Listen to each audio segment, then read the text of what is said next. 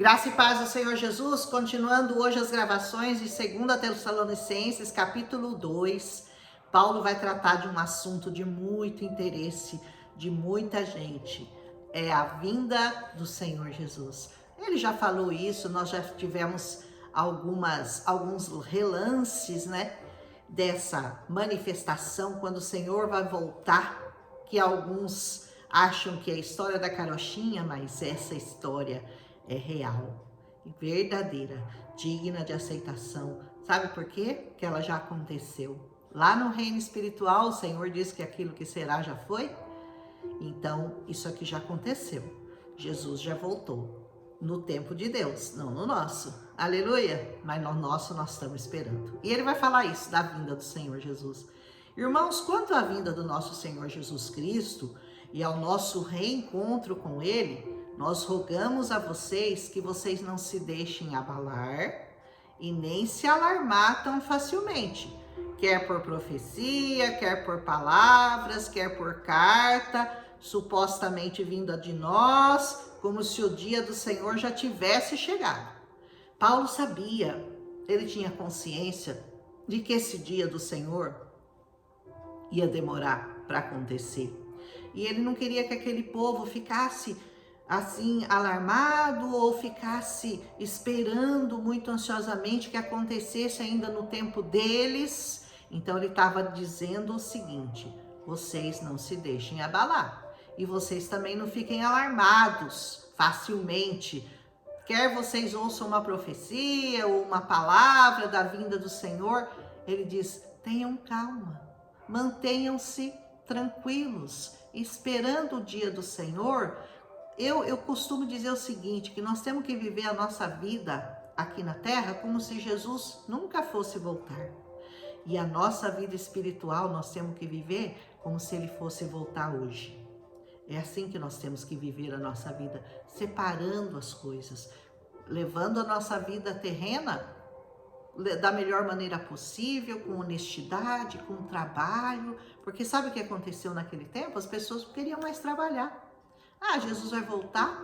Então eu não vou trabalhar mais.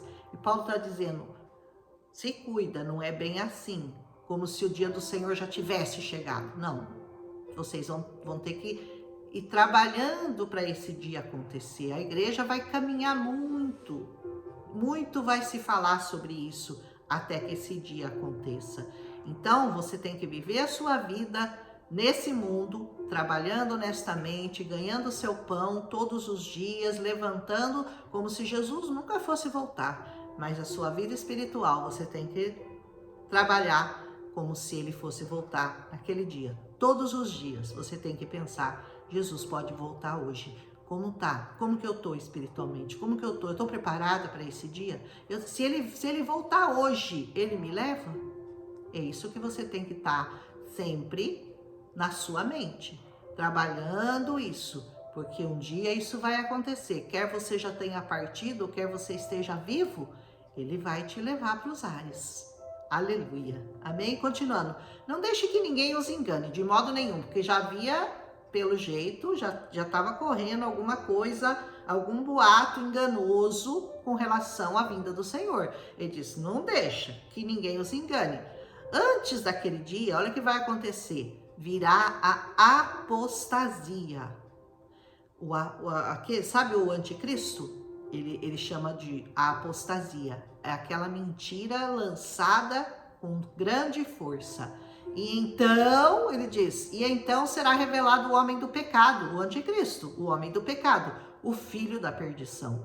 Esse se opõe e se exalta acima de tudo o que se chama Deus. Sabe aquela coisa que já começou a acontecer? Deus não existe, Deus é uma invenção, essa coisa que Deus escreveu a Bíblia, que os homens de Deus escreveram a Bíblia, mas que esses princípios já não servem mais para hoje, porque essa moralidade que Deus colocou na Bíblia não é para ser levada tão a sério. Já começaram a falar isso. Não sei se você já percebeu, mas o mundo caminha para o iníquo. Caminha porque o homem quer declarar a independência de Deus. E você pensa numa tragédia, é o homem independente de Deus. Ele é capaz de se prostituir até no último fio de cabelo.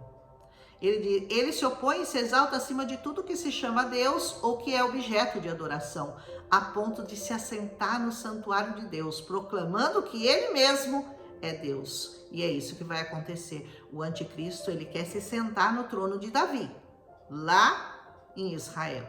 Ele quer se sentar lá e ser reconhecido como Deus, porque ele vai ser aceito pelos judeus como sendo Cristo, o Salvador. Não se lembram de que quando eu ainda estava com vocês, eu costumava falar com vocês essas coisas? Paulo já falava com eles sobre isso. E agora vocês sabem o que o está detendo? Sabe o que está detendo o maligno, o espírito do anticristo, ainda de se manifestar, para que ele seja revelado no seu devido tempo? A verdade é que o mistério da iniquidade já está em ação. Ou seja, o anticristo já começou a trabalhar a iniquidade nos homens há muitos anos, há mais de 2000 anos, restando apenas que seja afastado aquele que agora o detém. Quem é que detém o anticristo de se revelar e se manifestar e reinar? O Espírito Santo que ainda está na terra. Quando o Espírito Santo for retirado junto com a sua igreja, junto com aqueles que creem, aí vai restar só o iníquo, vai restar só o homem da perdição para ser adorado na terra. Então será revelado o perverso, a quem o Senhor Jesus matará, sabe que jeito? Com o sopro da sua boca, e destruirá pela manifestação da sua vinda. Pensa que o diabo vai lutar com Deus? Você pensa que ele tem esse poder? Jesus vai destruir ele com o sopro da boca, vai fazer assim, ó. E ele já era. E ele está me ouvindo agora, eu sei que ele não gosta de ouvir isso, mas ele será destruído com o sopro da boca do Senhor Jesus, quando ele se manifestar. A vinda desse perverso, diz o apóstolo Paulo, é segundo a ação de Satanás. É claro, né? Satanás que vai estar coordenando a vinda do anticristo, com todo o poder, com sinais e com maravilhas enganadoras. Ele fará uso de todas as formas de engano, da injustiça para os que estão perecendo, porque rejeitaram o amor à verdade que os poderia salvar. Todos aqueles que não aceitarem, que não disserem sim ao Senhor Jesus, estarão sujeitos a essa forma de engano da injustiça para o que estão perecendo. Sabe por quê? Porque eles rejeitaram esse amor. Ai daquele que rejeita o amor de Cristo que lhes está sendo oferecido de graça todos os dias da vida deles. Todos os dias eles sabem que o amor de Cristo está disponível. É só aceitar, é só dizer sim, mas eles preferem continuar dizendo não. E quando eles quiserem dizer sim, não haverá mais tempo, porque o iníquo vai estar reinando, e aí não vai ter como dizer sim ao Senhor Jesus, porque o Espírito Santo terá sido retirado, aquilo que detém o maligno terá sido retirado da terra. Por essa razão, Deus lhes envia um poder sedutor. Você pensa que o anticristo vai chegar com cara de ruim? Não, ele vai vir com cara de bonzinho, ele vai ter um poder de sedução enorme, que a palavra de Deus diz que se fosse possível, se possível fosse, ele enganaria até nós, os escolhidos, a fim de que creiam na mentira e sejam condenados todos os que não creram na verdade. A verdade é Jesus. Todos aqueles que não creram na verdade acabarão crendo na mentira, mas tiveram prazer na justiça. Porque vocês tiveram prazer na injustiça e creram na mentira e não na verdade que é Jesus, vocês serão seduzidos pelo anticristo. Mas nós devemos sempre dar graças a Deus por vocês. Paulo dizendo à igreja da Tessalônica, nós vamos sempre dar graças a Deus por vocês, irmãos amados pelo Senhor, porque desde o princípio Deus os escolheu para serem salvos mediante a obra santificadora do Espírito e a fé na verdade. Aleluia! Eu dou graças a Deus por cada um de vocês que me assiste, que acreditam nessa palavra e que já foram salvos mediante essa obra santificadora do Espírito e pela fé na verdade, e a verdade é o Senhor Jesus. Ele os chamou para isso, por meio do nosso evangelho, por meio do evangelho que nós pregamos, a fim de tomarem posse da glória do nosso Senhor Jesus Cristo. Nós vamos tomar posse dessa glória lá nas alturas e reinaremos para sempre com o Senhor.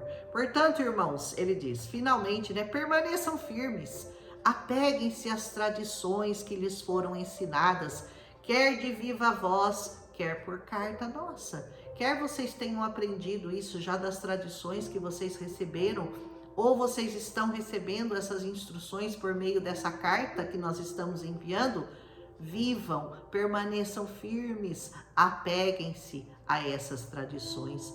Sabe, esse desejo do anticristo de apagar as tradições, a paternidade, a maternidade, a família, a justiça, o sexo imaculado, o sexo só no casamento, tudo isso que Satanás está tentando destruir na cabeça das pessoas, é esse trabalho que ele tem feito há muitos anos e que ele começou há mais de 2000 anos, trabalhando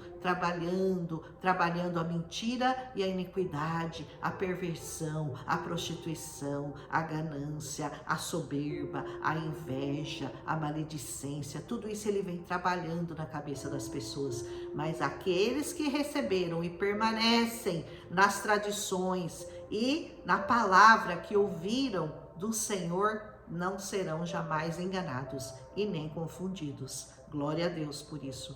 Que o próprio Senhor Jesus Cristo e Deus nosso Pai, que nos amou e nos deu eterna consolação e boa esperança pela graça, dê ânimo aos seus corações e os fortaleça para fazerem sempre o bem, tanto em atos como em palavras. Que o Senhor nos fortaleça, que o Senhor Jesus e o Deus nosso Pai, que nos amou tanto desde o princípio, que deu seu Filho para morrer por nós, que derramou seu sangue na cruz do Calvário, ele possa consolar o seu coração, ele possa te dar esperança por meio da graça que foi concedida através do Espírito Santo e revelada a cada um de nós no nosso coração. Aleluia! Que ele nos anime todos os dias, que ele nos fortaleça para nós fazermos sempre o bem, sempre o bem. É fácil fazer o bem quando você é conduzido pelo Espírito Santo, é muito fácil. Quando você não é, quando é você conduzido pela sua carne, fazer o bem demanda sacrifício, força, você tem que lutar para fazer o bem. Mas quando você é conduzido pelo Espírito Santo de Deus, o bem flui naturalmente de você, tanto em atos como em palavras. Principalmente em atos, eu digo, porque muitas vezes nós pregamos para as pessoas sem dizer nenhuma palavra, só pela maneira com que nós nos portamos, só pela maneira como nós amamos, que foi o jeito que Jesus nos amou, incondicionalmente, amando a todos, desde aqueles que nos perseguem, que nos odeiam, até aqueles que nos amam. Amém? Esse é o amor de Cristo revelado aos nossos corações. Que o Senhor se revele a você, que você sinta esse amor, que o Espírito Santo traga luz a você dessa palavra revelada. Tudo está revelado na cruz do Calvário. É Jesus Cristo e a cruz. Tudo por Ele, para Ele e em nome dEle, em nós e através de nós. Aleluia. Um abraço. Esse capítulo também foi curto. Os capítulos de 2 Tessalonicenses, da segunda carta aos Tessalonicenses, são curtos, mas muito profundos. Aleluia. Em nome de Jesus, deixa seu amém se você gostou, deixa seu like, compartilha com as pessoas que você ama. E amanhã nós terminamos a segunda carta aos Tessalonicenses. Um abraço.